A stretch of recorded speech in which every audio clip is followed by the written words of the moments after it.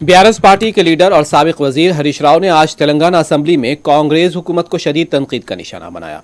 हरीश राव ने तेलंगाना हुकूमत के बजट को लेकर भी तनकीद की। उन्होंने नायब वजीर आला भट्टी विक्रमार्का को मुखातब करते हुए कहा कि दोनों मिलकर गन पार्क तक जाते हैं, 10 लोगों से मुलाकात करते हैं और उनसे पूछेंगे कि बीआरएस के दौर में बरकी सरबराही बेहतर थी या कांग्रेस के दौर में।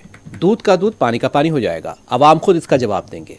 हरीश राव ने अपने तकरीर में यह भी कहा कि केसीआर किट्स की स्कीम को रोक दिया गया है, साबिक हुकूमत की स्कीमों को नज़रअंदाज किया जा रहा है। हरीश राव ने यह भी कहा कि बीआरएस हुकूमत ने जीएसडीपी को 4.5 लाख रुपए से बढ़ाकर 14 लाख रुपए कर दिया था। हरीश राव ने कहा कि बीआरएस की 10 साल हुक्मरानी के कारनामों को मिटा दिया गया है। रियासत के अवाम बीआरएस की हुक्मरानी और कांग्रेस की 8 माह का ड्रामा देख रही है।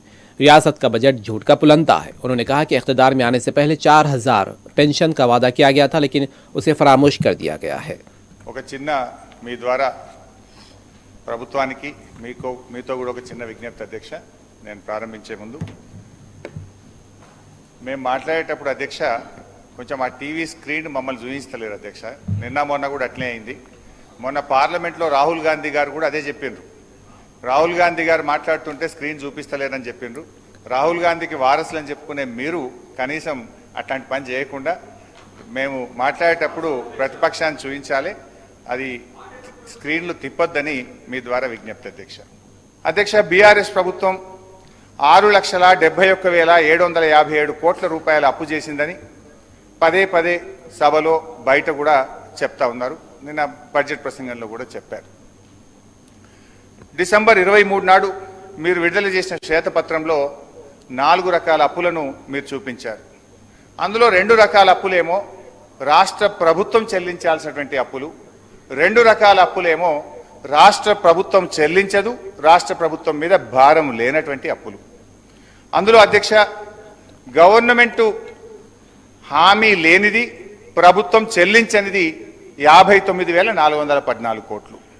గవర్నమెంట్ హామీ ఉండి ప్రభుత్వం చెల్లించవలసిన అవసరం లేనిది 95,462 కోట్లు. ఈ రెండు కలిపితే 1,54,876 కోట్లు. అంటే మీరు చెప్పిన 6,71,757లో ఈ 1,54,876 కోట్లు తీసేస్తే అది 5,16,881 కోట్లు.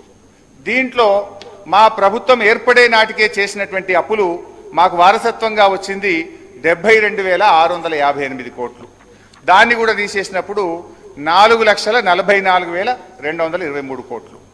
ఈ 4,44,233 కోట్లలో వారసత్వంగా ఉమ్మడి ఆంధ్రప్రదేశ్ ప్రభుత్వం నుంచి వచ్చిన, అంటే ప్రభుత్వము హామీ ఇచ్చి ప్రభుత్వమే చెల్లించేటువంటి ఎస్పీవీకి సంబంధించిన 11,609 కోట్లు ఉన్నాయి.